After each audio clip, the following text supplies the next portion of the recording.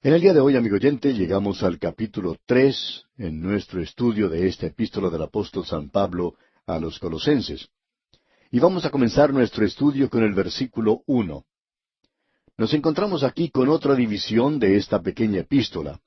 Aquí esto está de acuerdo con la forma acostumbrada de dividir las cartas. Él siempre nos da en primer lugar la sección doctrinal y luego nos presenta la sección práctica. Así es que aquí en este capítulo 3 comienza esta sección práctica. Ya hemos podido apreciar que en la primera parte de la epístola Él nos presenta la preeminencia de Cristo. Hemos visto a Cristo como Él es, un miembro de la Trinidad, que Él es Dios. Él es tan hombre como el mismo hombre, pero también es tan Dios como el mismo Dios. Y luego vimos que Él era preeminente en la creación porque Él es el Creador. También vimos que Él es preeminente en la redención porque Él es el Redentor. Él es quien se entregó a sí mismo por nosotros. Y Él es preeminente en la iglesia porque Él se entregó a sí mismo por la iglesia. Llegamos ahora al punto donde el apóstol Pablo va a insistir en que Él se ha hecho preeminente en nuestras vidas. En el día de hoy se escucha hablar mucho acerca de la dedicación. Pues bien, ¿qué es dedicación? Para presentar una definición muy breve diríamos que la dedicación es la preeminencia de Cristo en nuestras vidas. Usted no puede decir, yo soy un creyente dedicado, y luego vivir como le parezca, como muchos están haciendo en el día de hoy. Quiere decir que si Él es preeminente en su vida, usted va a vivir la vida de Cristo aquí en esta tierra, porque ya hemos visto que aquí se nos dice en esta misma epístola, porque en Él, o sea, en Cristo, habita corporalmente toda la plenitud, la pleroma de la deidad. Y usted es una persona completa. Usted es hecho completo en Él. Usted está listo para el gran viaje de la vida en Él. Es decir, que Cristo es en realidad la solución para todos los problemas de la vida. Y Pablo en esta carta mencionó, como hemos podido apreciar, todas esas cosas diferentes que apartan a la gente de la persona de Cristo como palabras persuasivas, apartados por vanas palabras, vana palabrería o la filosofía, o por un sistema legal, o por el misticismo o el ascetismo. Esas son las cosas que apartan a la gente de la persona de Cristo. Y hablando honradamente, amigo oyente, la vida cristiana es vivir a Cristo hoy. Y Pablo va a hablar acerca de eso ahora en esta sección que comenzamos, y vamos a ver que en Cristo se encuentra todo lo que usted y yo vamos a necesitar.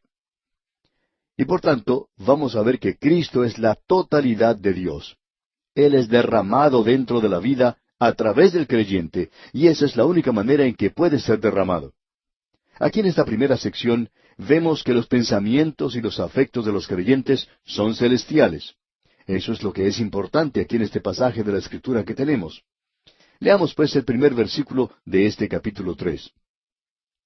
Si pues habéis resucitado con Cristo, buscad las cosas de arriba, donde está Cristo sentado a la diestra de Dios. Ahora ese sí, con que comienza esta frase, no es un sí condicional. Es en realidad un sí de argumento, y eso ya lo hemos visto anteriormente en esta epístola.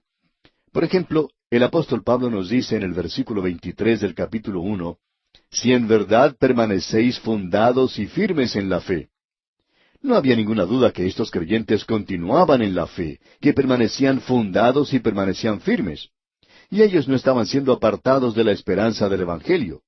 Así es que, en este capítulo, este sí que encontramos es un sí de argumento, porque en realidad estos creyentes de Colosas tenían la evidencia de su salvación. ¿Cuál es esa evidencia? Bueno, es la fe, la esperanza y el amor. Los frutos del Espíritu se encontraban en sus vidas. Regresemos por unos momentos y observemos lo que leímos allá en el primer capítulo de esta epístola a los Colosenses, versículo 4. Dice, habiendo oído de vuestra fe en Cristo Jesús y del amor que tenéis a todos los santos. Era bien conocido que ellos tenían una fe viviente en Cristo Jesús. Y del amor que tenéis a todos los santos. O sea que ellos amaban a los creyentes. Y eso es lo que es importante hoy, el amor entre los creyentes, Y no nos estamos refiriendo a ese sentimiento pueril del cual se habla tanto en el día de hoy. Pero usted demuestra su amor, amigo oyente, si usted ministra, si usted le presenta la palabra de Dios a alguien. Y si usted es un creyente en la iglesia, usted demuestra su amor por su pastor, ya sea que apoye o no un ministerio de enseñanza bíblica. Amigo oyente, esto que tenemos aquí es muy práctico. Esto no se está refiriendo a una actitud superficial donde uno va y le da palmaditas en la espalda a alguien y le dice, yo te amo, y continúan hablando de eso todo el tiempo. El amor es algo que se manifiesta a sí mismo en la realidad. Así es que estos creyentes tenían fe, tenían amor y también tenían esperanza. Usted puede notar eso cuando continuamos en esta epístola. En el capítulo 1 de Colosenses, en el versículo 5, dice, a causa de la esperanza que os está guardada en los cielos, de la cual ya habéis oído por la palabra verdadera del Evangelio. Y ellos entonces tenían una esperanza, y esa esperanza era la venida de Cristo por su iglesia. Y todo esto demostraba que ellos eran hijos de Dios, y tenían el fruto del Espíritu, que ha llegado hasta vosotros, así como a todo el mundo, y lleva fruto y crece también en vosotros desde el día que oísteis y conocisteis la gracia de Dios en verdad. Usted puede apreciar que era la manifestación del Espíritu Santo en la vida de los creyentes en esa ciudad de Colosas. Así es que, nuevamente tenemos que repetir que lo que se menciona aquí no es una pregunta o una condición, sino más bien un argumento. El apóstol Pablo está diciendo aquí en el capítulo 3, versículo 1, si pues habéis resucitado con Cristo, buscad las cosas de arriba, donde está Cristo sentado a la diestra de Dios. Y aquí encontramos algo que creemos es de suma importancia, y queremos dirigir su atención a lo que Pablo está diciendo aquí. Él dice, ¿dónde está Cristo en el día de hoy? Bueno, Él está sentado a la diestra de Dios. ¿Y qué debemos hacer nosotros hoy? Tenemos que buscar aquellas cosas que están arriba. Y esa palabra buscar es una palabra muy interesante en realidad. Tiene el significado de algo urgente y también de un deseo y de una ambición. Teniendo toda la emoción que se presenta con buscar aquellas cosas que están arriba, donde está Cristo sentado a la diestra de Dios. Es algo como lo que ocurre en los Juegos Olímpicos.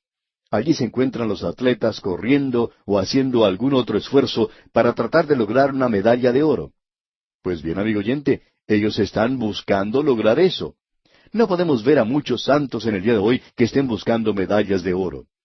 Pero eso es lo que nosotros tendríamos que hacer, eso es lo que deberíamos estar haciendo. ¿Pero dónde tenemos que buscarle?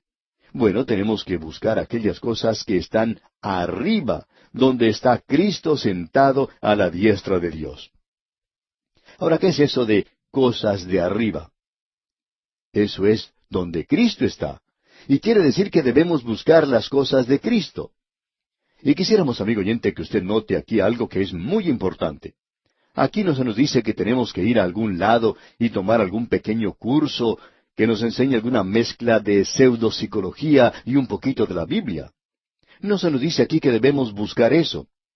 En muchos lugares hoy están ocurriendo cosas como estas, donde se presentan algunos programas todos mezclados y donde los pobres creyentes hoy están tratando de obtener esta clase de cosas y esta pseudopsicología y un poquito de la Biblia, todo mezclado en unas pocas clases durante la noche. Y durante ese tiempo, cuando uno ha pasado por ese supuesto estudio, ya ha podido lograr la solución a todos los problemas de la vida, desde el problema de una suegra neurótica hasta el de un patrón o jefe con una mente emponzoñada. Y después de haber pasado por este pequeño cursillo, usted sabe muy bien cómo tratar a cualquier persona con la que se encuentre. Usted ya puede resolver todos los problemas de la vida. Pero permítanos decirle, amigo oyente, y lo decimos con mucho cuidado, que usted solo puede obtener esto según la forma en que usted busque las cosas de arriba, donde está Cristo sentado a la diestra de Dios. Ahora, amigo oyente, usted tampoco puede encontrar esto en una cinta magnetofónica. Ahora sabemos que al decir esto estamos andando por un terreno un poquito peligroso. Pero permítanos decir que en cierta ocasión se acercó un matrimonio, una pareja, a un predicador y le dijo, nosotros tenemos ciertas grabaciones suyas y las escuchamos por lo menos una vez por semana. Bueno, amigo oyente, esto nos da algo qué pensar porque parecería como si ellos estuvieran comenzando a adorar a un hombre y que esa grabación no los estaba llevando a ellos hasta Cristo. Y amigo oyente, sería mucho mejor si ese matrimonio quemara esa grabación, ya que no les estaba conduciendo hasta Cristo. Ahora aquí tampoco se nos dice que debemos buscar y escuchar un programa radial. Y yo quiero decir esto, de una forma honesta y candorosa, si me lo permite. No haga usted de nosotros un mito. Si usted hace eso, sepa que nosotros tenemos pies de barro. Usted está observando a un hombre que es tal cual lo es usted. Una persona como usted. Nosotros cometemos equivocaciones. Ni siquiera estamos cerca de lo que nos gustaría ser. No somos la clase de esposo que nos gustaría ser. Tampoco somos la clase de padre que quisiéramos ser. Y amigo oyente, no haga de este programa, a través de la Biblia, un Dios para usted. El propósito de este programa y el propósito de este predicador que les habla es el de presentar la palabra de Dios para que usted pueda ver al Cristo viviente y para poder acercarnos a Él. Y amigo oyente, si el Espíritu Santo no utiliza esto para llevarle al Cristo viviente, entonces hemos fracasado miserablemente. La Biblia, y creemos esto con todo nuestro corazón, es un libro que nos revela al Cristo viviente. Cierto joven contaba la primera impresión que tuvo cuando observó las cataratas del Niágara. Este joven canadiense cuenta que cuando él llegó a las cataratas, se bajó del tren y al hacerlo podía escuchar el ruido que provenía de ellas. Así es que comenzó a caminar hacia el sitio de donde provenía el ruido, y llegó a un gran edificio y entonces entró a ese edificio que parecía como la estación de ferrocarril. Había gente por todas partes, y él se sintió un poco desilusionado. Pero aún allí él podía escuchar el ruido que hacían las cataratas. Luego dirigió su mirada a una de las paredes del edificio y observó el cuadro más grande que podía haber visto en su vida. Era un cuadro que tenía un marco que ocupaba casi toda esa parte del edificio. Ese joven dijo que ese cuadro era un cuadro de las cataratas del Niágara, y él no se podía imaginar por qué en un lugar como ese iban a tener un cuadro de las cataratas del Niágara. Así es que comenzó a acercarse al cuadro, y mientras más se acercaba, más podía darse cuenta que estaba mirando a través de ese marco a las verdaderas cataratas, las cataratas del Niágara. Amigo oyente, cuando usted lee la Biblia, no está mirando a una persona muerta. Usted está observando al verdadero, al Cristo viviente. Él está viviendo. Él está a la diestra de Dios. Y nosotros debemos buscar las cosas que están arriba. Debemos buscarle a Él hoy. Y esa es la razón por la cual estamos pasando a través de todas estas páginas de la Biblia. Y no podemos tomar ningún atajo para poder llegar al punto de destino más rápidamente. Alguien nos dijo en cierta ocasión, bueno, ¿por qué no reducen el estudio a un año? Probamos hacer eso, pero no era algo adecuado. Ni siquiera estos 5 años son algo adecuado porque hay personas que están escribiendo y diciendo, ¿por qué no reducen un poco la velocidad del autobús bíblico? Bueno, amigo oyente, vamos a demorarnos 5 años. 5 años es un tiempo suficiente. Y aun si nosotros dedicáramos 10 o 20 años, entonces tampoco llegaríamos a conocerlo todo. Cuando Pablo llegó al final de su vida podía decir, a fin de conocerle y el poder de su resurrección y la participación de sus padecimientos. Ah, amigo oyente, que usted y yo podamos buscar esas cosas que están arriba. Y ese es el propósito de este programa a través de la Biblia. ¿Y cuál es el resultado de todo esto? El resultado es que muchas personas se están beneficiando y nos escriben contándonos cómo Dios les está bendiciendo mediante el estudio de la palabra de Dios que hacemos en este programa. Damos lectura a algunas de estas cartas al principio del programa porque deseamos compartir con usted lo que Dios está haciendo por medio de este ministerio. Lamentablemente el tiempo no nos permite dar lectura a todas las cartas que recibimos, pero sí apreciamos mucho cada una de ellas. Nos alienta mucho saber que Dios está usando este ministerio para ayudar a quienes nos escuchan a que busquen las cosas de arriba. Amigo oyente, permítanos hablarle desde lo más profundo de nuestro corazón y decirle que busque a Cristo, busque las cosas de arriba donde está Cristo sentado a la diestra de Dios. Nosotros abandonaríamos esta tarea si no supiéramos que este programa está ayudando a mucha gente a buscar al Señor. Y ese debería ser el propósito de todo programa radial, y de todo aquello que es hecho para Dios y que ayuda a la gente a llegar a Dios. Bien, notemos ahora lo que nos dice Pablo aquí. Poned la mira en las cosas de arriba. Usted recuerda que Pablo dijo en su carta a los Filipenses, capítulo 4, versículo 8, todo lo que es verdadero, todo lo honesto, todo lo justo, todo lo puro, todo lo amable, todo lo que es de buen nombre, y ese es Cristo, digamos de paso, si hay virtud alguna, si algo digno de alabanza, en esto pensad. Y en este versículo 2 del capítulo 3 de su carta a los Colosenses dice, poned la mira en las cosas de arriba, no en las de la tierra. El asunto de cómo se lleva usted con su suegra es algo muy importante, amigo oyente. Pero o usted se va a llevar bien con su suegra, o no se va a llevar bien con ella, eso es todo. Quizá usted no se pueda llevar bien con ella. Lo importante, amigo oyente, es que usted pueda dirigirse a Cristo. Y eso debería ser lo más importante de todo. Leamos este versículo 2 y también el versículo 3. Poned la mira en las cosas de arriba, no en las de la tierra, porque habéis muerto y vuestra vida está escondida con Cristo en Dios.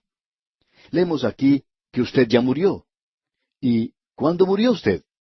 Es lo mismo que encontramos antes allá en la epístola a los Gálatas. Con Cristo estoy juntamente crucificado. ¿Cuándo fue usted crucificado? Hace más de 2000 años, amigo oyente. Él tomó mi lugar. Él tomó su lugar. Él murió en lugar mío y en lugar suyo. Y nosotros morimos con Él. Por tanto, porque habéis muerto y vuestra vida está escondida con Cristo en Dios. Ahora yo fui tomado del antiguo Adán por medio del bautismo, es decir, que el Espíritu Santo me tomó y me colocó en Cristo. Ahora usted está en Cristo, y ahora que usted está en Cristo, usted debería vivir la vida de Él. Permita que la plenitud de Él se demuestre en su vida. Cuando Cristo, vuestra vida, se manifieste. Si usted tiene alguna vida, es la de Cristo. Juan dijo que nos iba a mostrar la vida eterna. Bien, ¿cómo puede uno demostrar vida eterna? Mostrando a Cristo. Cristo es vida eterna. Y en el versículo 4 de este capítulo 3 de la epístola a los Colosenses, dice Pablo, cuando Cristo, vuestra vida, se manifieste, entonces vosotros también seréis manifestados con Él en gloria. Y uno de estos días nosotros seremos manifestados con Él en la gloria. El apóstol Pablo nos va a hablar ahora de una forma muy directa. Va a tratar con las cosas que hay aquí donde usted y yo vivimos. Y si usted, amigo oyente, es hoy un creyente consagrado viviendo para Él, Pablo va a hacerlo muy fácil de entender para usted si usted es consagrado o no. ¿Están estas cosas en su vida? Él nos va a decir algo aquí que es muy interesante. Leamos el versículo 5. Haced morir, pues, lo terrenal en vosotros, fornicación, impureza, pasiones desordenadas, malos deseos y avaricia, que es idolatría. Haced morir, es decir, poner en el lugar de la muerte. Haced morir, pues, lo terrenal en vosotros. Debemos colocar esto en el lugar de la muerte. Y luego él menciona fornicación. Y esto es el sexo. ¿Es este un pecado en su vida en el día de hoy? No tratemos de engañarnos a nosotros mismos, amigo oyente, porque hay muchas personas que hoy están ocultando estas cosas y están hablando de ser creyentes consagrados. El apóstol Pablo no deja nada oculto en cuanto a esto. Haced morir, pues, lo terrenal en vosotros. Usted no puede darse muerte a sí mismo. Usted tampoco está muerto. Pero usted tiene que poner a sus miembros en el lugar de la muerte. ¿Le están creando problema a usted sus ojos? ¿Está usted mirando con ojos lujuriosos o con deseos en ellos? Coloque esos ojos en el lugar de la muerte. Y ahora, utilícelos como los ojos de Cristo para mirar. Amigo oyente, esto va a cambiar las cosas, ¿no le parece? Fornicación, impureza. Y luego dice, pasiones desordenadas. De vez en cuando recibimos cartas de los oyentes que nos confiesan algo y dicen, bueno, no había nada que yo pudiera hacer. Amigo oyente, usted no debe colocarse a sí mismo en esa posición. Es como ese muchachito que una noche se encontraba en la cocina tratando de alcanzar las galletas. Su mamá escuchó que él estaba haciendo ruido en la cocina y lo llamó diciendo, ¿Dónde estás? Y el muchachito le contestó, «Estoy en la cocina». Y ya tenía las galletas en la mano. Y la madre le preguntó, «¿Qué estás haciendo?». Y el muchacho le contesta, «Estoy luchando contra la tentación». Amigo oyente, ese no es lugar para luchar contra la tentación. No vaya a luchar contra ella, donde por seguro caerá vencido. Y eso se aplica también a las pasiones desordenadas. Y luego continúa diciendo, malos deseos y avaricia, que es idolatría. ¿Es el dinero su Dios, amigo oyente? ¿Está usted más interesado en el dinero que en el vivir para Cristo? Esto sí que es poner el dedo en la llaga, ¿verdad? Y vamos a tener que detenernos aquí por hoy, amigo oyente. Continuaremos, Dios mediante, en nuestro próximo programa. Le sugerimos, mientras tanto, leer los siguientes versículos de este capítulo 3 de la Epístola a los Colosenses, para estar así mejor preparado para nuestro próximo estudio. Regresamos hoy, amigo oyente, al tercer capítulo de esta Epístola a los Colosenses, y nos encontramos en una sección donde el apóstol Pablo nos presenta cosas prácticas de la vida. Y lo que vemos aquí de importancia es que nosotros somos hechos completos en Cristo, y que en Él habita corporalmente toda la plenitud de la deidad. Y eso debe ser derramado a través de nosotros hoy. Pablo dice, si habéis resucitado con Cristo, ¿qué es lo que tenemos que hacer? ¿Ir de un lugar a otro y tratar de tomar un pequeño cursillo y otro allá o seguir las indicaciones hechas por los hombres? ¿O el aceptar alguna variación del psicoanálisis? No, amigo oyente. Tenemos que ir directamente al Señor Jesucristo. Él vive hoy. Usted no lo va a encontrar a Él en la ciudad de Belén en el presente. Él se encuentra sentado a la diestra de Dios en este mismo instante. Él se encuentra sobre el trono en el mismo cielo. Y allí está hoy para usted y para mí. Vamos a ver en este capítulo que esto se relaciona con dos aspectos de nuestra vida. En primer lugar, es una santidad personal. Y luego, nuestra comunión con los demás que nos rodean. Ese asunto de la santidad es algo de lo cual la mayoría de los creyentes tiene cierto temor. En cierta ocasión un predicador dijo, si los creyentes tuvieran tanto temor al pecado como le tienen a la santidad, sería algo realmente maravilloso. Amigo oyente, eso lo podemos aplicar a todos los creyentes en la actualidad. A la mayoría no le agrada esta definición de santidad. De paso diremos que es una palabra muy buena, y de eso es de lo que Pablo nos está hablando aquí. Ahora, si usted está en Cristo, si usted le ha aceptado a Él como su Salvador, eso se va a demostrar en su vida aquí en este mundo. Y amigo oyente, si esto no se demuestra en su vida aquí en este mundo, quizá usted no está en Él allá arriba. Lo importante de notar es lo que dice aquí el versículo 5 de este capítulo 3 de la Epístola a los Colosenses. Leamos. Haced morir, pues, lo terrenal en vosotros: fornicación, impureza, pasiones desordenadas, malos deseos y avaricia, que es idolatría. Usted puede contar, amigo oyente, que cuando Él murió hace más de 2000 años, usted también murió. Y luego el apóstol menciona algunos de los pecados que podemos cometer. Podemos tener algún miembro del cuerpo que nos ofende, como puede ser el ojo, o también pueden ser los malos deseos. Puede ser un pecado sexual. Esto nos habla muy directamente. Nuestros cuerpos son el tabernáculo del Espíritu Santo y debieran ser usados para Dios en el día de hoy. El apóstol menciona la palabra fornicación, y estas cosas mencionadas en este versículo son palabras que aún hoy son pecado, y que según nuestra opinión se refieren a la fornicación espiritual y a la física, y también a la inmundicia. Aquí debemos incluir los pensamientos, las malas palabras, las miradas, los gestos y los chistes que uno cuenta. Luego el apóstol menciona las pasiones desordenadas, y eso es lujuria. Los malos deseos y avaricia, y eso, amigo oyente, es idolatría. Durante cualquier día de semana, uno puede observar en las calles de nuestras ciudades a muchas personas que se dirigen a sus lugares de trabajo. Muchos de ellos son hombres profesionales, ejecutivos, y uno los puede observar viajando en sus lujosos automóviles. Ellos no ven a nadie. Se dirigen a sus oficinas con apresuramiento. ¿Sabe por qué? Estamos seguros que usted ha podido apreciar fotos de los paganos que se dirigen a templos en diferentes partes de este mundo, y también a muchos en países que viven en la oscuridad, en las tinieblas, y uno siente compasión por ellos. Y nosotros decimos, ¿no es eso algo terrible? Aquí el pobre hombre se encuentra en las tinieblas y va a adorar a algún ídolo y a inclinarse ante él.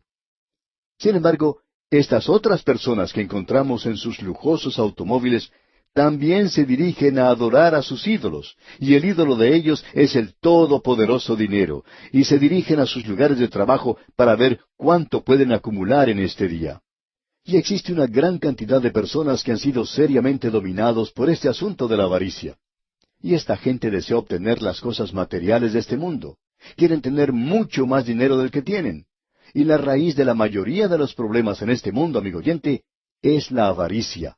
El amor al dinero es la raíz de todo mal. No es el dinero mismo. Puede ser utilizado para la gloria de Dios. Cierto hombre dijo en cierta ocasión, yo estoy trabajando hoy y estoy trabajando para Dios. Ya he obtenido el dinero para mí. Este hombre había trabajado mucho en los primeros años de su vida para lograr obtener una fortuna. Y ya al llegar a los 40 años había logrado lo que buscaba, ser millonario. Y luego de haber obtenido su primer millón, decidió que si buscaba obtener otro millón más, solo tenía que devolver la gran mayoría en impuestos al gobierno. Por tanto, decidió jubilarse y ahora todo lo que logra ganar lo invierte en la obra del Señor. Y eso es lo que él está haciendo, y es algo maravilloso. Por cierto que no estaba padeciendo este problema de la avaricia. Pero ¿cuántos hombres hoy, aun creyentes, están tratando de lograr y lograr más dinero cuando en realidad no lo necesitan? Están adorando a un ídolo. Y eso es algo que indica, amigo oyente, que usted no está en Cristo. Si usted está en Cristo, entonces eso tiene que tener prioridad en su vida, y usted tiene que buscar las cosas que están arriba. Luego en el versículo 6 de este capítulo 3 de la Epístola a los Colosenses leemos, cosas por las cuales la ira de Dios viene sobre los hijos de desobediencia. Bueno, los hombres no se pierden simplemente porque hacen estas cosas, y tampoco se pierden porque no han oído que Cristo salva. Los hombres se pierden, amigo oyente, porque son pecadores, pecadores en sus corazones. Y porque son pecadores, entonces hacen estas cosas. Nosotros hicimos estas cosas antes, y espero que esto sea una realidad en muchos de nosotros. Y espero que no las estemos haciendo ahora, porque dice aquí en el versículo 7, en las cuales vosotros también anduvisteis en otro tiempo cuando vivíais en ellas. Y esto era lo que ocupaba la mente de este hombre que mencionamos antes, que se hizo millonario. Él decía, hablando honradamente, que adoraba el dinero y que quería obtener más y más. Pero después de haber llegado a Cristo, él decidió que tenía que utilizar su tiempo ahora en buscar las cosas de Cristo. Ah, amigo oyente, ¿le estamos dando usted y yo a Él el primer lugar? ¿Y estamos ocupados hoy en las mismas cosas en las que se ocupa el mundo, y Dios los va a juzgar a ellos por eso? Bueno, ¿cómo vamos a escapar nosotros del juicio de Dios? Ahora alguien quizá diga, yo estoy en Cristo. Pues bien, si usted está en Cristo, entonces busque las cosas que están arriba, y así no estará haciendo estas otras cosas. Y en el versículo 8 de este capítulo 3 de la Epístola a los Colosenses leemos, pero ahora dejad también vosotros todas estas cosas, ira, enojo, malicia, blasfemia, palabras deshonestas de vuestra boca. Pablo nos habla aquí de algo que es bastante interesante. Nos habla de los hábitos que nosotros nos quitamos como si fuera un vestido. Y después de todo, un vestido es un hábito, ¿no es cierto? Hay muchas personas que tienen hábitos para practicar algún deporte. Por ejemplo, yo me pongo cierta ropa cuando quiero ir a jugar un poco de voleibol o tenis. Yo sé que ese es mi hábito para el deporte. Quizá no sea algo muy elegante, pero ese es el hábito que yo utilizo. Y hay diferentes personas que utilizan diferentes hábitos, y de eso es que Pablo nos está hablando aquí. Dejad estas cosas viejas, como cuando uno se quita un vestido que está sucio.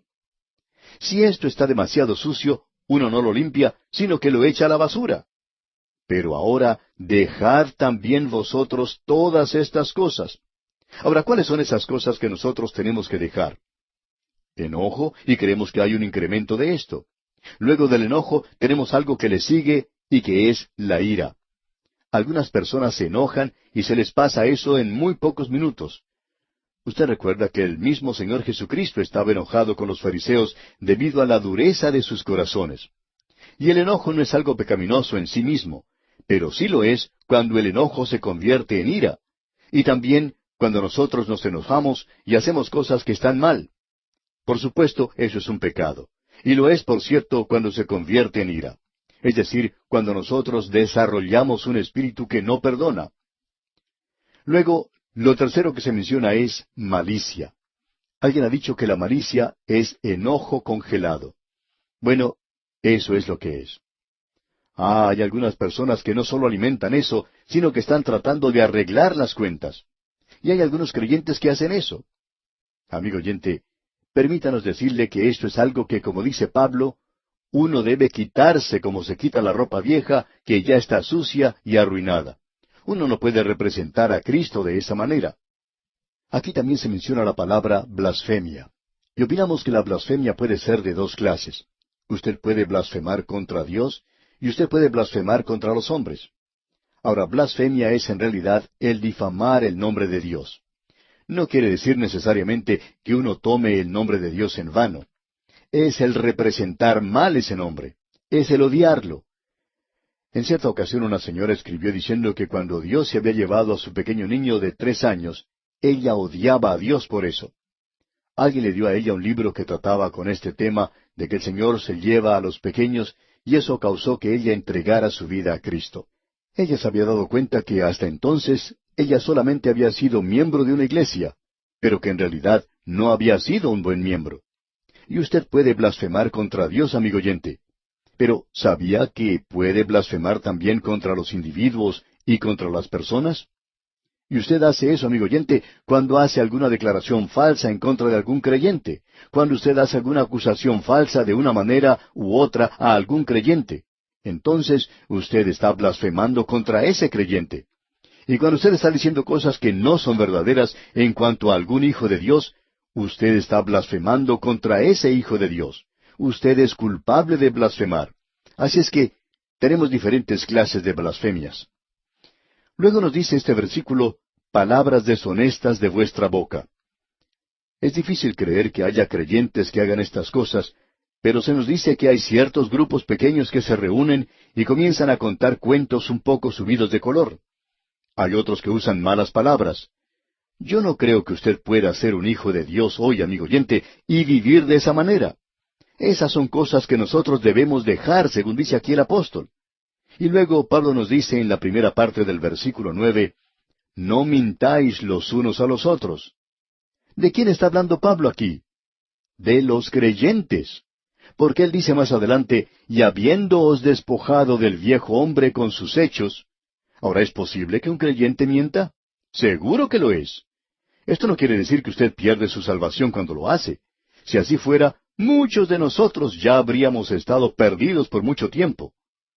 Leamos ahora todo este versículo 9. No mintáis los unos a los otros, habiéndoos despojado del viejo hombre con sus hechos. Eso también nos revela que uno no puede alcanzar aquí un lugar de perfección, ni tampoco se libra completamente de la vieja naturaleza cuando llega a ser un hijo de Dios, porque usted aún puede mentir. Creemos que una de las primeras cosas que un niño aprende a decir es mentiras. Quizá usted ya haya escuchado esa historia de un niño que entró corriendo a su casa y dijo, «Mamá, mamá, un león acaba de pasar por el frente de nuestra casa». Y la madre le contestó, «Hijo, tú sabes que eso no era un león. Eso era solamente un perro grande que pasó por el frente de la casa. Vete a tu habitación y confiésale al Señor lo que has dicho y dile que acabas de mentir en cuanto a esto, que eso no era un león, sino nada más que un perro grande». Así es que el niño va a su habitación y regresa un poco más tarde, y su mamá le pregunta entonces, «¿Ya le confesaste eso al Señor?»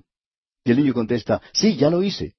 «¿Le dijiste al Señor que habías mentido en cuanto al perro y que no era un león?» Y el niño contesta, «Sí, lo hice». Y continuó, «El Señor dijo que cuando él lo vio por primera vez, también pensó que era un león». Pero, amigo oyente, esa es la primera cosa que nosotros comenzamos a hacer y es algo que está arraigado en lo más profundo de nuestro corazón. Y hay muchos creyentes que lamentablemente hacen eso. Y este versículo 9 dice, no mintáis los unos a los otros, habiéndoos despojado del viejo hombre con sus hechos. Luego él nos dice en la primera parte del versículo 10, y revestido del nuevo. Esto es algo realmente maravilloso, si usted está quitándose un vestido y se pone uno nuevo, un hábito nuevo. Y de paso digamos que esto es psicología muy buena lo que tenemos aquí. Usted y yo tenemos una vieja naturaleza que nos ha controlado por tanto tiempo que nosotros llamamos a ciertas cosas hábitos. Y esa es la razón por la cual vestido es una buena palabra para usar aquí. Es un hábito. Eso quiere decir que nosotros hacemos las cosas de cierta manera, decimos ciertas cosas, porque usted y yo estamos hechos de un sistema nervioso completo. Si yo pongo mi mano en el fuego, por ejemplo, enseguida sale una señal por medio de mi sistema de células nerviosas que va hasta el cerebro y del cerebro regresa un mensaje a la mano mía enseguida diciendo, saca la mano de allí, tonto, estás quemándote con el fuego. Y entonces usted quita la mano de allí rápidamente. Por supuesto que esto pasa mucho más rápido que lo que uno puede contarlo. Usted pone su dedo en el fuego y enseguida lo quita. Pero eso es lo que ocurre. Nosotros hemos formado ciertos hábitos. Debemos quitarnos, pues, esos hábitos y formar nuevos hábitos. Y esa es muy buena psicología. Y esto es algo realmente cierto, porque usted tiene ahora al Espíritu Santo, amigo oyente. Y los versículos 10 y 11 nos dicen, fíjese usted, y revestido del nuevo, el cual conforme a la imagen del que lo creó, se va renovando hasta el conocimiento pleno, donde no hay griego ni judío, circuncisión ni incircuncisión, bárbaro ni escita, siervo ni libre, sino que Cristo es el todo y en todos. Esto es algo realmente maravilloso. Usted se pone el nuevo hombre y ese nuevo hombre es Cristo. Y así es la iglesia del día de hoy, el cual, conforme a la imagen del que lo creó, se va renovando hasta el conocimiento pleno. La iglesia de hoy tiene que representar al Señor aquí en la tierra. Y en la iglesia los creyentes no son ni griegos ni judíos. En ese día había una división religiosa, circuncisión ni incircuncisión, dice aquí. Eso era también una división religiosa, pero también existía otra clase de división, bárbaro ni escita. Los bárbaros eran aquellos que no eran griegos. Son aquellos que hoy llamamos paganos. Pero los escitas eran la peor clase de bárbaros. Escitia se encuentra en el norte del Mar Negro y en el Mar Caspio. Esta gente que vivía en esa zona era probablemente de la peor clase de bárbaros que haya existido en la tierra. Uno habla acerca de gente pagana, brutal y maligna. Esta clase de gente escalpaba a sus enemigos, es decir, le arrancaba el cuero cabelludo. Luego también tomaban el cráneo de la víctima y lo utilizaban como una copa en la cual bebían su sangre. No creemos que se pueda llegar a ser más pagano que eso, amigo oyente. ¿Sabía usted que muchos de aquellos que son de raza blanca, sus antepasados provenían de este territorio? Es por eso que se llaman caucáseos o caucásicos, ya que ellos provienen de esa zona de donde vienen los bárbaros. Pero en aquel día, ellos estaban siendo llevados a los pies de Cristo. Y Pablo menciona eso aquí. Amigo oyente, el Evangelio, aún en los días de Pablo, se había esparcido y había hecho una obra tremenda en esa zona donde se encontraba la iglesia de Colosas. Y ya habían salido de allí misioneros dejando ese lugar y fueron al norte, más allá del Mar Negro y del Mar Caspio. Los escitas, pues, habían sido ganados para el Señor Jesucristo en aquel día. Pero aun cuando ellos eran bárbaros, pertenecían junto con nosotros todos a un solo cuerpo. Ahora somos uno en Cristo, y Cristo está en todos, y Él está en todo. Uno no puede presentar esto de ninguna otra forma más maravillosa que esta, amigo oyente. Esto es algo que sobrepasa toda descripción. Él ya había indicado las cosas del viejo hombre que tenían que quitarse. Ahora Él nos va a mencionar las cosas específicas que deben ser incluidas en el guardarropa del hombre nuevo. Y vamos a ver esto rápidamente, y lo vamos a tener que dejar hasta la próxima oportunidad. En la primera parte del versículo 12 leemos, Vestíos pues como escogidos de Dios. Este asunto de la elección ha dado mucho que hablar. La realidad es que si usted ha confiado en Cristo, y usted tiene hoy este vestido en su vida, entonces usted es parte de aquellos que han sido elegidos. No lo podemos explicar de otra manera. Si usted tiene estas cosas en su vida, entonces usted pertenece a esos escogidos, y eso es todo lo que vamos a argumentar en esto. Usted es uno de los escogidos. Y vamos a ver esto, Dios mediante, en nuestro próximo programa. En el día de hoy, amigo oyente, nos encontramos en una sección de la Epístola a los Colosenses, que es algo que denominamos para la vida práctica. Ya hemos visto que Cristo es la cabeza de la iglesia, y que nosotros somos completos en Él. Hemos sido hechos plenos en Cristo. Y todo lo que necesitamos lo encontramos en Cristo. No lo vamos a encontrar en los sistemas que el hombre tiene aquí en la tierra. Usted no puede encontrar esto en el legalismo, ni en la filosofía, ni en algún pequeño sistema creado por el hombre. Si nosotros hemos resucitado con Cristo, debemos entonces buscar las cosas que están arriba, donde está Cristo, a la diestra de Dios. Hemos visto que eso nos lleva a la santidad personal, y ya hemos hablado acerca de eso. Luego hemos visto que esto nos revela una santidad de nuestras vidas en relación con aquellos que están a nuestro alrededor. Y es en este punto donde continuamos en nuestra lectura hoy en el capítulo 3, versículo 12 de esta epístola a los Colosenses. Luego, al continuar hacia adelante, vamos a ver no solo la santidad personal y la santidad en nuestra relación con los demás, sino que veremos en los versículos 18 al 21 la santidad en el hogar. Luego, en los versículos 22 al 25, veremos la santidad en el trabajo. Usted puede apreciar que esto, amigo oyente, nos habla directamente a nosotros y a nuestras vidas diarias. Es maravilloso buscar las cosas que están arriba y pensar que estamos viviendo por encima de la neblina y la contaminación de este mundo. Pero, amigo oyente, usted y yo tenemos nuestros pies aquí en la tierra, pies que nos permiten andar aquí en el hogar, andar en el trabajo, andar en una relación social, y debemos vivir la plenitud de Cristo. De paso, debemos decir que esa es la vida cristiana. No es seguir algún sistema legal o seguir algún pequeño sistema creado por el hombre en el día de hoy. Y no interesa cuán bueno sea ese sistema. Es sólo la forma en que usted y yo vivimos la vida de Cristo. Luego Pablo nos habla aquí de lo que debemos quitarnos como vestido, como un hábito.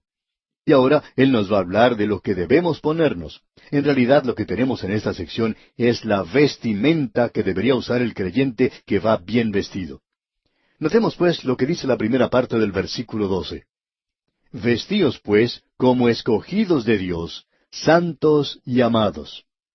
Debemos ser santos en nuestra forma de vivir. Luego, la segunda parte del versículo 12 dice, de entrañable misericordia, de benignidad, de humildad, de mansedumbre, de paciencia. Usted puede darse cuenta, amigo oyente, que las cosas que Pablo menciona aquí son en realidad el fruto del Espíritu Santo. Son cosas que ni usted ni yo podemos producir en nuestras vidas. Y hay momentos que usted y yo comenzamos a pensar acerca de la maravillosa posición que tenemos en Cristo y ese llamamiento que tenemos hoy, y reconocemos cuando nos observamos a nosotros mismos que somos en realidad impotentes, que no tenemos ningún poder. Sabemos que somos débiles y que no somos capaces de obtenerlo por nosotros mismos. Y como usted recordará, esa era la posición en que se encontraba la esposa allá en el libro del Cantar de los Cantares de Salomón. Ella sabía que por ese beso de paz, la paz se había logrado con Dios. ¡Cuán maravilloso es eso, amigo oyente! Él nos ha besado, amigo oyente. Nos dijo que nuestros pecados son perdonados en Cristo. Lo mismo ocurre con nosotros cuando pecamos y somos hijos de Dios. Usted recuerda lo que ocurrió con el muchacho que se apartó de su hogar en la historia del hijo pródigo, que cuando él regresó al hogar, el padre lo vio a la distancia y corrió y lo abrazó. ¿Y qué fue lo que hizo el padre? Lo besó. Y es un beso del corazón, el beso del perdón que Dios da. Y en esta maravillosa posición, la esposa dice en el Cantar de los Cantares, atráeme, atráeme. Yo no soy capaz de lograr esa maravillosa posición que tengo. Nosotros no lo podemos hacer por nosotros mismos. Y vemos entonces que en todo esto debemos colocarnos en Cristo. Y aquí es donde viene a obrar el Espíritu de Dios. Y aquí es donde se nos dice que debemos andar en el Espíritu. Y estas son las cosas que deben existir en nuestras vidas y nosotros debemos tener un corazón de compasión hoy. El mundo de hoy, amigo oyente, es un mundo sin compasión. Cuán indiferente es este mundo. Cuán mecánico se ha vuelto todo. Encontramos que nosotros somos nada más que un número. En muchas partes, las personas se han convertido nada más que en un número. En el mundo de los negocios, las máquinas computadoras se encargan de hacer todo. Uno no le puede decir a una máquina cómo se siente. Tampoco le puede decir a la máquina que ha cometido una equivocación. Simplemente debemos limitarnos a hacer nuestras transacciones comerciales con ella. Si nos envía una cuenta, debemos pagarla, y eso es todo. Y lo mismo sucede con los bancos. Tienen un corazón tan grande como el de una máquina computadora. En realidad, la computadora es el corazón del banco. Y en muchas ocasiones, cuando uno va a visitar a un médico en alguna emergencia, se da cuenta uno que para este hombre uno no resulta nada más que un muchachito con un dolor de estómago. En lo que a ese doctor se refiere, uno no es en realidad una persona. Habla en términos médicos, sofisticados, muy elevados, y no nos considera como un ser humano. Pero como creyentes, amigo oyente, debemos tener un corazón lleno de compasión por aquellos que están alrededor nuestro y en nuestras relaciones con los demás. Y luego Pablo dice algo más aquí, que nosotros tenemos que ser benignos. Ahora observemos algunas de esas palabras por unos momentos. Pablo usa aquí la palabra benignidad. En realidad significa algo provechoso. Eso es algo extraño, pero quiere decir el ser de ayuda para los demás. Y esta palabra, también hay otra palabra para esto, pero esta palabra tiene en sí misma una nota de suavidad. Ahora la otra palabra tiene una nota de firmeza. Uno puede ser amable y también ser firme. Cuando uno le dice a su hijo, no hagas eso, uno trata de ser serio con él para que le obedezca. Pero también hay ocasiones cuando uno puede ser más amable, hablar con más suavidad.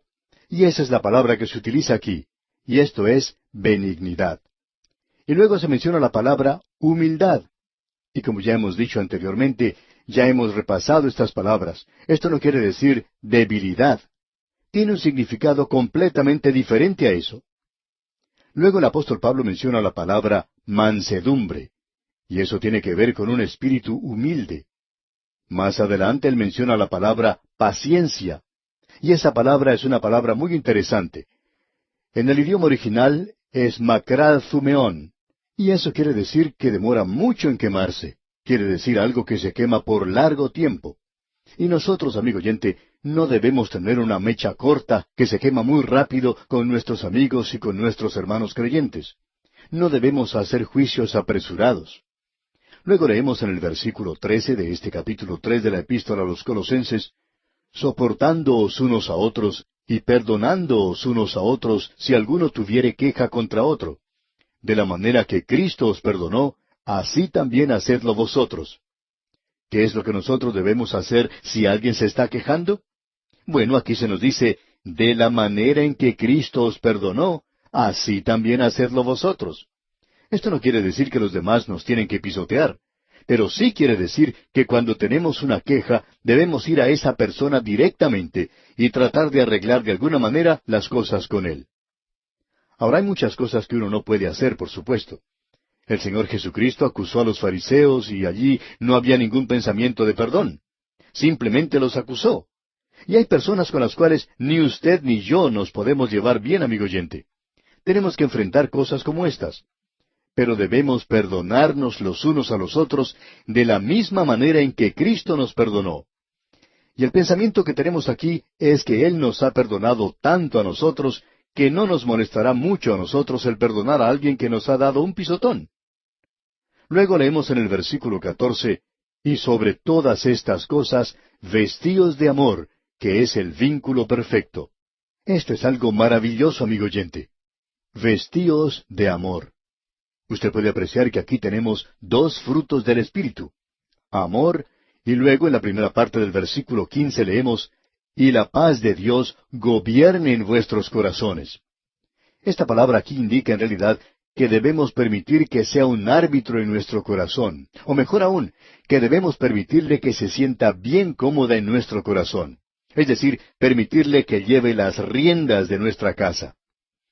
Amigo oyente, hay muchas personas hoy que son grandes en cuanto a doctrina y que quieren ser fundamentales en la fe, y eso es muy importante. Y no creemos que exista muchas personas que enfaticen eso más que nosotros. Pero hay algunos que, aunque alaban los estudios bíblicos, ni siquiera toman la oportunidad de ir y asistir a algún estudio bíblico. Conocen tan poco acerca de la palabra de Dios.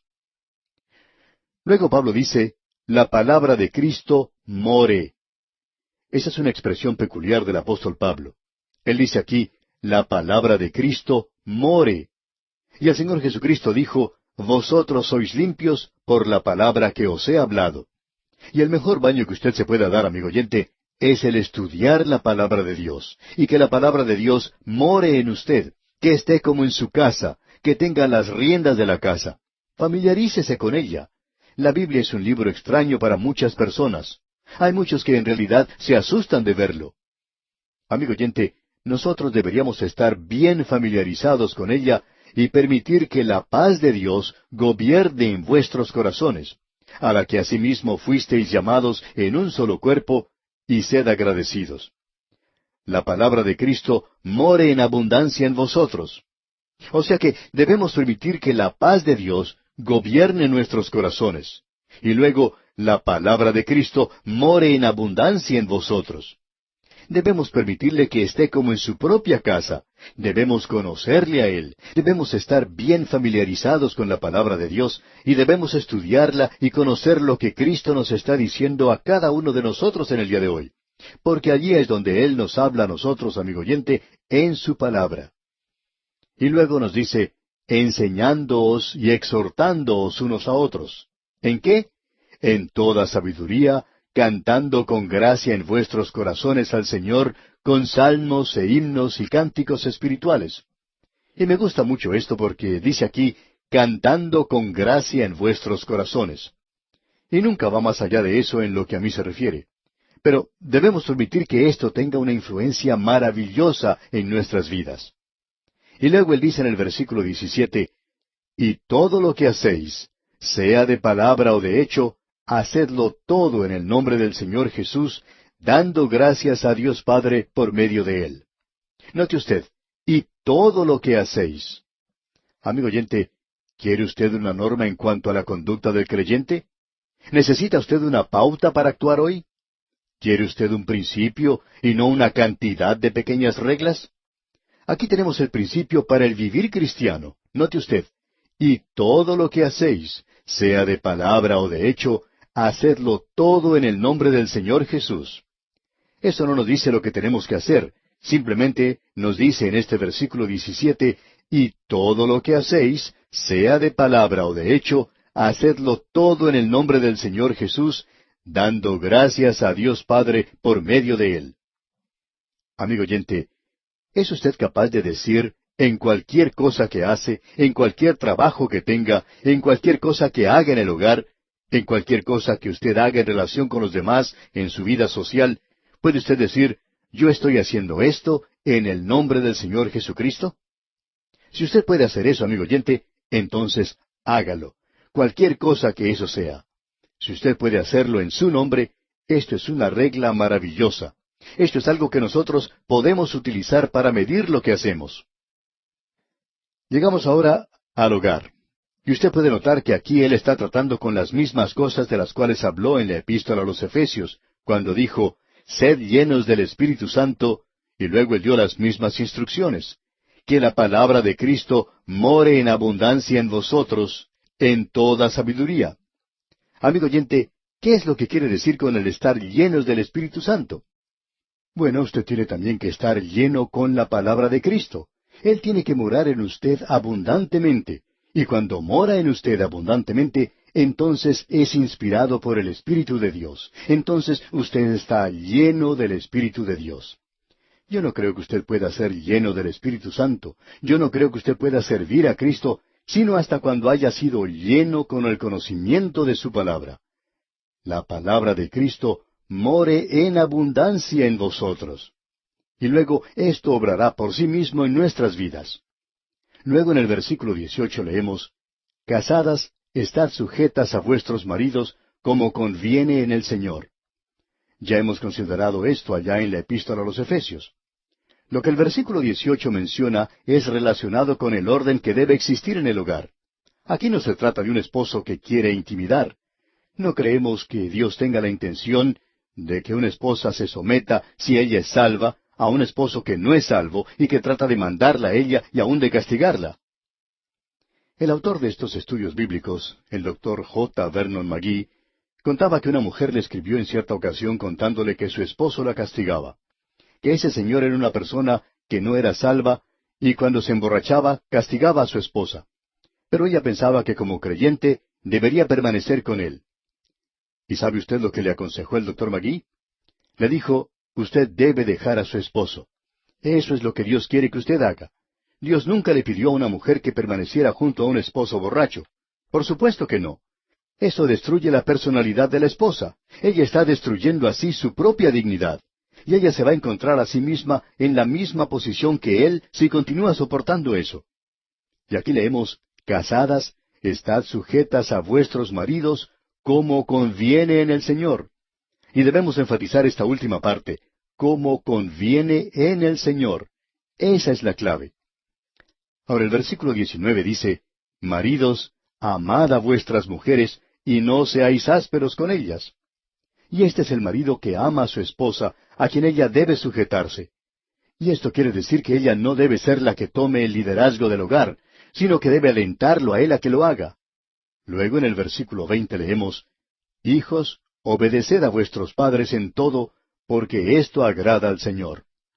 Aquí se nos dice que los hijos deben obedecer a sus padres. Y por supuesto que no se refiere a un muchacho de 24 años de edad que tiene que estar sujeto a las polleras de la mamá o andar asido de las faldas de su mamá. Y este muchacho, ya sea casado o soltero, ha llegado al punto donde tiene que apartarse de sus padres. Y cuando uno aprecia que un jovencito de unos 18 años de edad comienza a rebelarse contra sus padres, quizá nos hace pensar que Dios mismo ha puesto esto en sus corazones para que comiencen a apartarse de esa dependencia que existe a los padres. Ha llegado la época cuando deben comenzar a ser independientes. Sin embargo, existen algunas organizaciones que publican literatura en la cual se aconseja a los jóvenes que, aun cuando ya se hayan casado, deben continuar en obediencia a sus padres. Eso es ridículo, amigo oyente, y por supuesto que no tiene base escritural. Aquí lo que menciona es para los niños, es para los menores de edad. En el versículo 21 dice, padres, no exasperéis a vuestros hijos para que no se desalienten. Y luego llegamos a la relación que tiene que existir en el trabajo. Esta es la relación entre el patrón y el obrero. En el versículo 22 leemos, siervos, obedeced en todo a vuestros amos terrenales, no sirviendo al ojo como los que quieren agradar a los hombres, sino con corazón sincero, temiendo a Dios. Esta expresión particular de Pablo de no sirviendo al ojo, la cual él ya utilizó antes, quiere decir que uno no debe trabajar con los ojos puestos en el reloj, sino que debe poner sus ojos en Cristo. Es a Él a quien está sirviendo. Y es así como uno debe hacer su trabajo. En el día de hoy tenemos a muchos creyentes que hablan de que ellos son muy dedicados y que quieren servir al Señor, pero son tan perezosos que da vergüenza. Cierto jovencito hablaba que él era muy dedicado, y se pasaba todo el tiempo con sus manos en los bolsillos y hablando sin parar. Él pensaba que él era una persona dedicada. Amigo oyente, si usted es perezoso en su trabajo, permítanos decirle honestamente que usted no es una persona dedicada al Señor Jesucristo. Él quiere que usted haga una tarea buena, con corazón sincero, temiendo a Dios, dice aquí Pablo. Y usted recuerda que él también tenía instrucción para el hombre que emplea al creyente, que él también tiene una responsabilidad como creyente. Ahora en el versículo 23 leemos, y todo lo que hagáis, hacedlo de corazón como para el Señor y no para los hombres. Y amigo oyente, si usted no puede hacer algo con entusiasmo para el Señor Jesucristo, no interesa lo que sea, entonces no debe estar haciéndolo. Hay personas que nos escriben preguntando, ¿es correcto que yo haga esto o que vaya a ese lugar? Amigo oyente, aquí encontramos la guía. Y todo lo que hagáis, hacedlo de corazón. Y si usted no puede ni siquiera ir a la iglesia con entusiasmo, entonces recomendaríamos que usted no vaya a la iglesia. Si usted no puede escuchar este programa con entusiasmo, entonces quizá usted no debería estar escuchando. Sabiendo que del Señor recibiréis la recompensa de la herencia. Amigo oyente, usted tiene que rendir cuentas ante Él. Quizá usted siempre ha sido puntual, pero Él lo ha estado observando todo el tiempo. porque a Cristo el Señor servís, dice aquí Pablo. Y el versículo 25 dice, mas el que hace injusticia recibirá la injusticia que hiciere, porque no hay acepción de personas. Él va a enderezar todo lo que existe en nuestra vida, aun aquello que no puede ser arreglado aquí. Eso es lo que quiere decir este versículo. Amigo oyente, nosotros estamos unidos a un Cristo viviente, y cuán maravilloso es esto. Yo no lo puedo lograr por mí mismo, pero Él dice que me va a ayudar a mí, y también le va a ayudar a usted. Y Él quiere que en toda relación le imitemos a Él aquí en la tierra. ¡Qué llamamiento más glorioso el que tenemos! ¿No le da entusiasmo esto a usted, amigo oyente? No hay necesidad de ir hasta Belén. Usted puede ir directamente al Cristo viviente hoy. Él está a la diestra de Dios. Y aquí, amigo oyente, vamos a detenernos por hoy. Sin embargo, le recomendamos, como es nuestra costumbre, leer el capítulo 4 de esta epístola a los Colosenses, para estar así listo para nuestro próximo estudio. En nuestro programa anterior, amigo oyente, finalizamos la lectura del capítulo 3 de esta epístola a los Colosenses. De paso, debemos decir que hicimos este estudio un poco rápido porque quizá el tiempo no nos permitió extendernos. Quisiéramos recalcar en este espacio hoy algunas cosas que pensamos son de importancia y a las cuales deberíamos dirigir nuestra atención, ya que el capítulo 4 de esta epístola a los Colosenses comienza con algo relacionado a lo que se dice en el capítulo 3, y el primer versículo debería en realidad pertenecer al capítulo 3. Y en algunos de nuestros manuscritos es colocado en el tercer capítulo y tiene que ver con el tema de los amos, es decir, del patrón. Pues bien, regresemos al versículo 22 del capítulo 3, donde leemos, Siervos, obedeced en todo a vuestros amos terrenales, no sirviendo al ojo, como los que quieren agradar a los hombres, sino con corazón sincero, temiendo a Dios. Destacamos aquí esta frase, no sirviendo al ojo. Es decir que no debemos estar mirando el reloj cuando trabajamos, debemos poner nuestros ojos en Cristo. En este versículo 22 encontramos la sencillez de la vida de un creyente. Pablo podía reducir su vida a simplemente un objetivo. Una sola cosa tenía la prioridad principal en su vida. Él decía, olvidando ciertamente lo que queda atrás y extendiéndome a lo que está adelante, prosigo a la meta, al premio del supremo llamamiento de Dios en Cristo Jesús. Podemos apreciar, pues, que él tenía sus ojos y su mente y su corazón y la totalidad de sus afectos colocados en Cristo Jesús. Ahora eso reduce la vida al denominador común más pequeño y nos da el resultado más alto que podamos obtener. Y por supuesto la respuesta es Cristo Jesús mismo. Y aquí la idea no es de temer al patrón, sino de temer a Dios. Y él concluye diciendo eso de temer a Dios. Escuche usted aquí el versículo 23. Y todo lo que hagáis, hacedlo de corazón, como para el Señor, y no para los hombres. Bueno, esa palabra de corazón aquí quiere decir obrar de su propia alma. Escuchamos mucho que decir hoy acerca de hermanos de alma, pero lo que nosotros necesitamos es un poco más de la obra del alma, es decir, que cualquier cosa que hacemos, lo hagamos para el Señor y no para los hombres. No debemos tratar de agradar a los hombres. Y luego Pablo dice en el versículo 24, sabiendo que del Señor recibiréis la recompensa de la herencia, porque a Cristo el Señor servís. Esto sencillamente nos dice que debemos responder ante el Señor. Su patrón quizá no le vea a usted cuando deja de trabajar por unos momentos. Él no puede ver si en realidad usted está cumpliendo con la tarea del día. Pero el Señor Jesucristo sí le puede ver, amigo oyente. Y usted tiene que responder ante Él porque si usted está en Él y usted pertenece a Él, usted tendrá que dar ante Él una respuesta en cuanto a lo que ha hecho con su vida. Y ya que nosotros le representamos a Él aquí en la tierra, Él va a pedir que sus representantes sean hallados fieles, porque a Cristo el Señor servís, dice aquí Pablo. Estamos seguros que muchas personas humildes, de las cuales ni usted ni yo sabemos nada, han sido fieles y fieles en sus tareas y a sus patrones, fieles a su iglesia, fieles a su pastor. Y hay muy pocas personas que conocen algo acerca de ellos. Pero esta gente va a recibir su recompensa. Y yo creo que usted y yo nos vamos a sorprender un día cuando veamos cuál es la recompensa que ellos van a recibir. La recompensa de la herencia, porque a Cristo el Señor servís.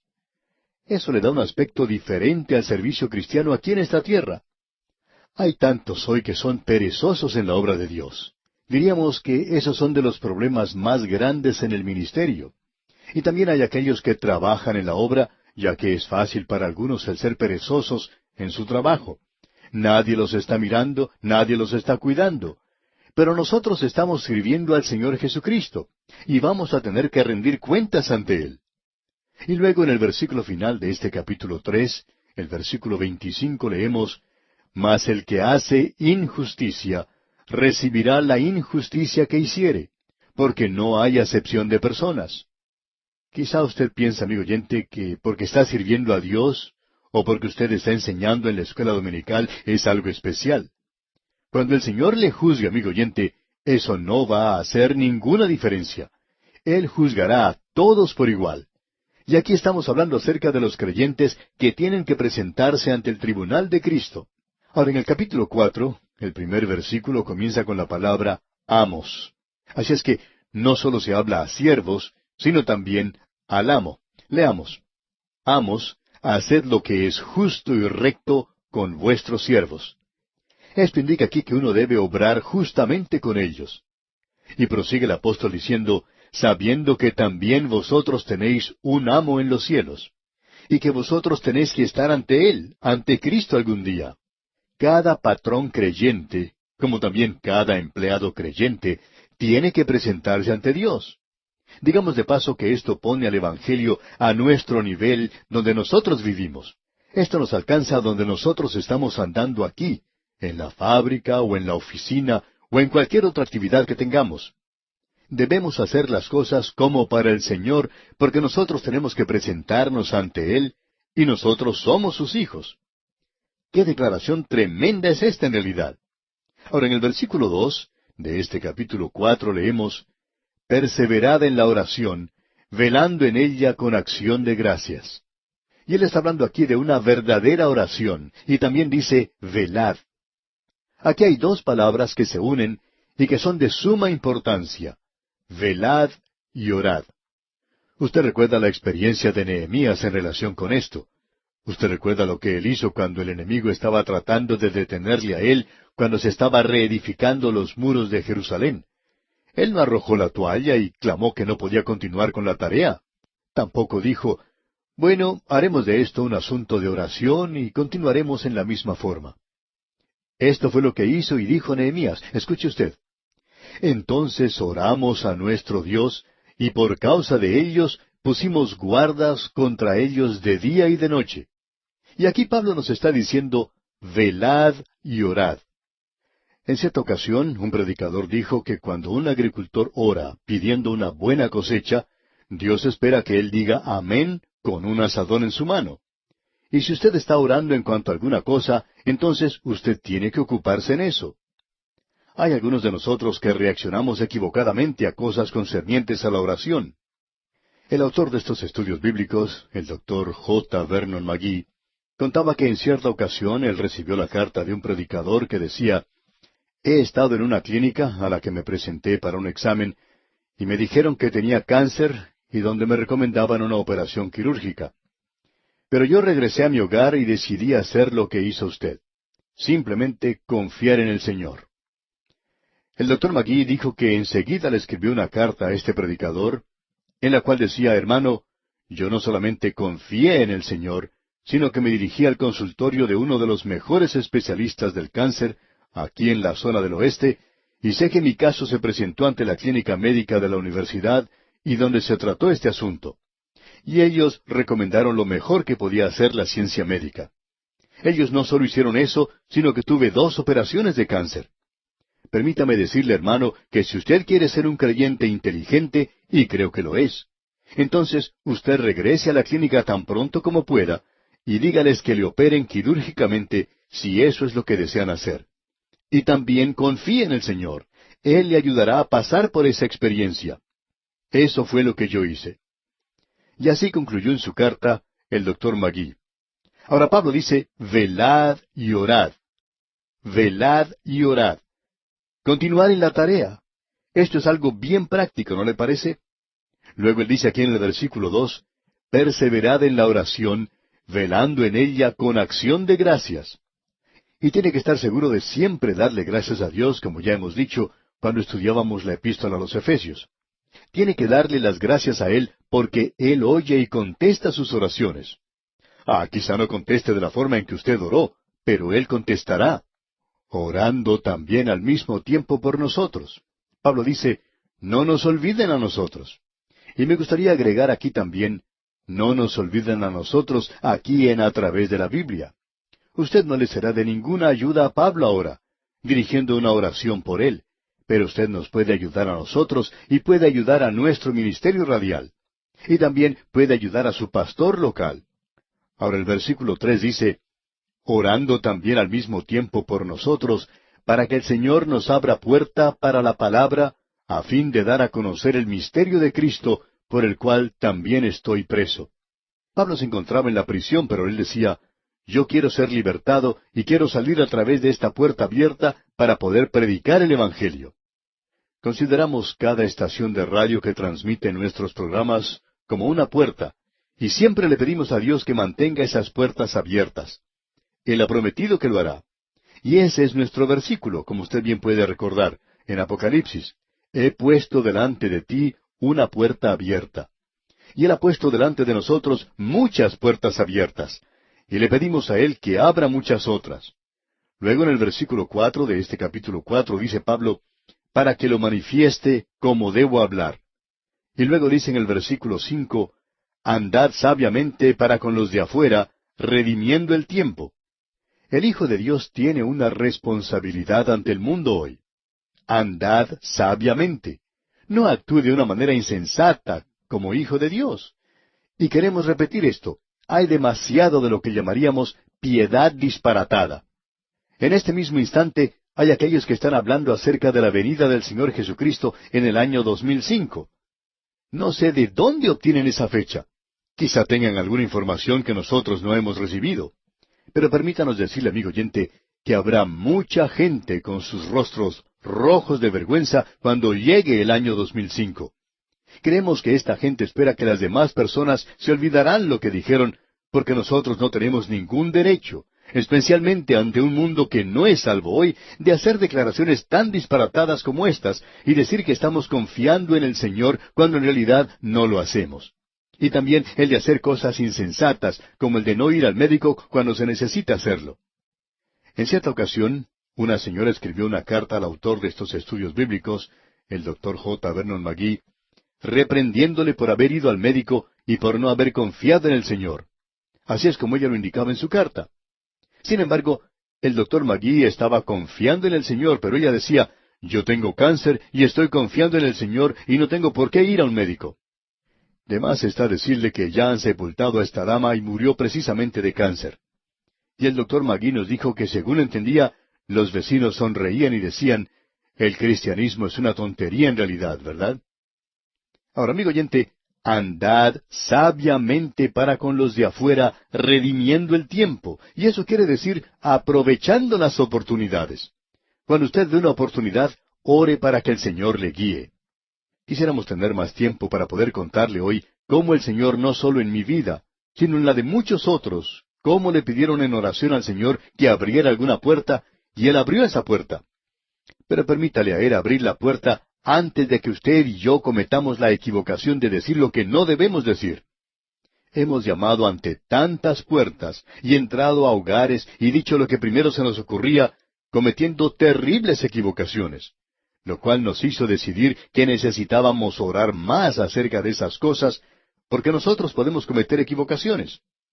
Ahora en el versículo 6 dice, sea vuestra palabra siempre con gracia, sazonada con sal, para que sepáis cómo debéis responder a cada uno. Hay muchas personas que piensan que deben dejar que su palabra sea sal y lo dejan a uno bien salado, haciendo declaraciones sarcásticas. Esto quiere decir siempre con gracia, sazonada con sal. Es decir que Un hijo de Dios debe tener una conversación que es detrimento para el mal, que no lo promueva, lo debe contener. Y también vemos en esto que el creyente no debe ser una persona aburridora. Ah, amigo oyente, que el Señor nos perdone por ser tan aburridos como creyentes. Deberíamos estar entusiasmados acerca de esto, para que sepáis cómo debéis responder a cada uno. Ahora, comenzando con el versículo 7, tenemos aquí una lista que es muy destacada. Tenemos aquí una lista de nombres de personas a quienes Pablo conoció, y estos eran hombres y mujeres que vivieron en el primer siglo. Esa gente anduvo por los caminos de Roma y vivieron en ciudades romanas. Estuvieron bajo el dominio de los de Roma. Ellos se encontraban en medio del paganismo. Sin embargo, eran los hijos de Dios. Y muchos de estos se encontraban en Éfeso. Y cuando uno puede visitar ese lugar, puede subir a un teatro al aire libre y sentarse en la parte más elevada, y de allí puede observar un magnífico bulevar de mármol. Ese es un camino que lleva directamente al puerto que existía en aquel día. Y uno se puede imaginar que por ese camino se acercaba el apóstol Pablo. También se podía ver por esos lugares al hermano Tíquico, y por ahí andaba Onésimo, y también Aristarco y Epafras, todos estos hombres. Ellos eran creyentes, hombres piadosos que vivieron en el primer siglo. Lo interesante de todo esto es que Pablo nunca había estado en Roma. Pablo nunca había estado antes en Colosas. Y sin embargo, él nos da una lista de personas que él había conocido, y muchos de ellos provenientes de estos dos lugares. Y esto nos revela que Pablo había llevado a muchas personas a Cristo en ciudades en las cuales él nunca había visitado. Su ministerio era un ministerio tremendo en realidad. Bien, pasemos lista entonces a estas personas aquí, y lo haremos rápidamente. En el versículo 7 dice, todo lo que a mí se refiere, os lo hará saber Tíquico, amado hermano y fiel ministro y consiervo en el Señor. En primer lugar tenemos aquí a este hombre Tíquico, y él era uno de aquellos que estaba en ese lugar, y él era pastor de la iglesia en Éfeso. Ya hemos hablado acerca de él anteriormente. Un maravilloso hermano en el Señor. Luego más adelante en el versículo 9 leemos, con Onésimo, amado y fiel hermano, que es uno de vosotros. Todo lo que acá pasa os lo harán saber. Onésimo era un esclavo de Filemón en Colosas, y él estaba siendo enviado de regreso por Pablo, quien le había guiado al Señor para que Onésimo volviera a su amo. Él había escapado a Roma, y Pablo, después de haberlo llevado a Cristo, lo envía de regreso a Filemón. Pero él le dice aquí a Filemón que Onésimo era amado y fiel hermano.